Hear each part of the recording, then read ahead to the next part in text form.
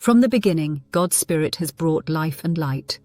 What would it look like if that same Spirit filled your everyday moments? Hi friends, welcome back to Words for Living, where we open God's Word to find strength for everyday life. Today's verse reminds us that we don't have to do this on our own. The Holy Spirit gives us power to live boldly and shine God's love wherever we go. If you're looking for daily encouragement to live empowered by God's Spirit, I'd love for you to subscribe and be part of this community. Today's verse is Acts 1:8, ESV, where Jesus tells his disciples, "But you will receive power when the Holy Spirit has come upon you, and you will be my witnesses in Jerusalem and in all Judea and Samaria and to the end of the earth." That word power comes from the Greek word dynamis, where we get our English word dynamite. Jesus is saying his Spirit would give explosive, life-changing power to ordinary people so they could carry his message to the world. When Jesus told his disciples, "You will receive power when the Holy Spirit has come upon you," he was speaking to a group of people who, only weeks before, had scattered in fear when he was arrested. They were ordinary men, fishermen, tax collectors and zealots, without wealth, position or influence. And yet through them, the gospel spread to the farthest corners of the earth. How? Because the Holy Spirit empowered them to do what they could never do on their own. The disciples' first instinct was to think small. They wanted Jesus to restore the kingdom of Israel. But Jesus was expanding their vision. His kingdom wasn't political or limited to one nation. It was spiritual and eternal, reaching every tribe, tongue, and nation.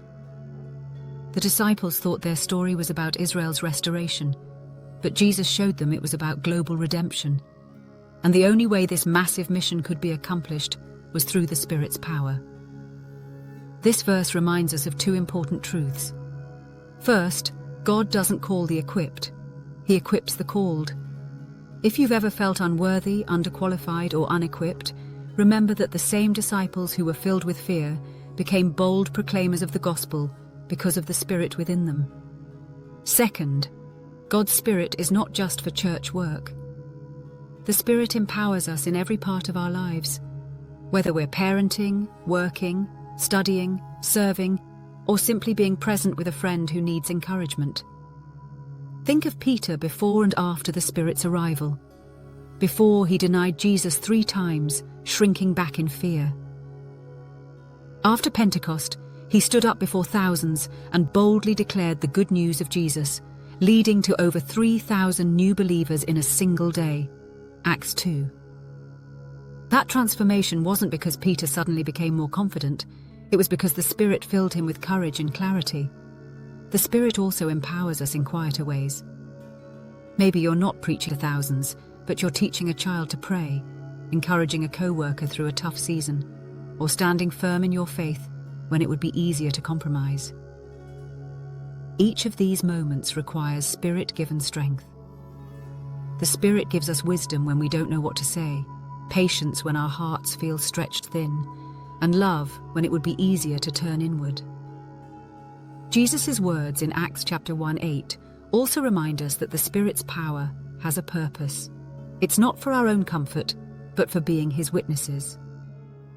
That means we are living testimonies of who he is, pointing people to his grace. And notice the progression Jesus lays out. First Jerusalem, then Judea, then Samaria, and finally the ends of the earth. For the disciples, Jerusalem was home, the people who knew them best. Judea represented those nearby but still familiar.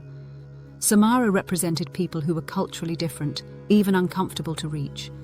And the ends of the earth symbolized everyone else. For us, this progression is the same.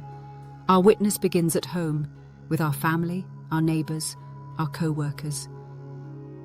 Then it expands outward, to people nearby, people different from us, and eventually to those we may never meet personally, but can reach through prayer, giving, or mission support. Living a Spirit-filled life isn't about a single grand gesture. It's about daily dependence. Just like you can't run a car without fuel, you can't live the Christian life without the Spirit's power. He is the one who gives us courage to step into uncomfortable conversations, endurance to keep serving when it's hard, and joy even in suffering. Think of a lamp. It's designed to shine, but without being plugged into electricity, it sits powerless in the dark. You and I are like that lamp, created to shine God's light into the world. But without connection to the Spirit, we can't fulfill that purpose. When we stay connected to Him, His power flows through us, and others are drawn not to us, but to the light of Christ within us. So what does this mean for us today? It means that no matter how ordinary your life may seem, God has placed His extraordinary Spirit within you.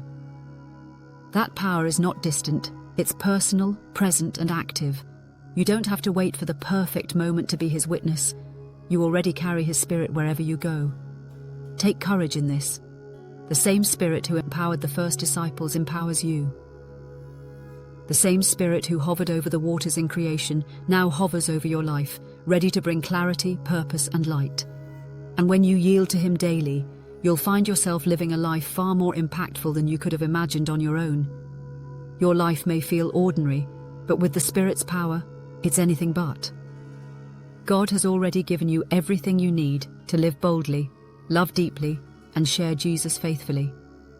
Wherever you are, at work, at home, in your neighborhood, you carry the very presence of God within you. This week, write Acts chapter 1:8 somewhere you'll see it daily and pray it over yourself. Each morning, ask the Holy Spirit to lead your words and actions. Look for one opportunity to show Christ's love, whether through encouragement, prayer, or simply listening. And keep a journal of moments where you sense the Spirit's leading, so you can look back and see how He is at work in you. Let's pray. Father, thank you for the gift of your Spirit. Thank you that I don't have to do life in my own strength. Fill me with your power today, so I can live boldly for you. Open my eyes to the people around me who need your love, and give me the courage to be your witness. In Jesus' name, Amen. Remember, the same Spirit who raised Jesus from the dead now lives in you. You are not powerless. You are empowered to make Jesus known. If today's devotional encouraged you, share it with a friend who needs hope. Leave your prayer request in the comments and subscribe for more daily devotionals that help you live out God's Word. I'll see you in the next video.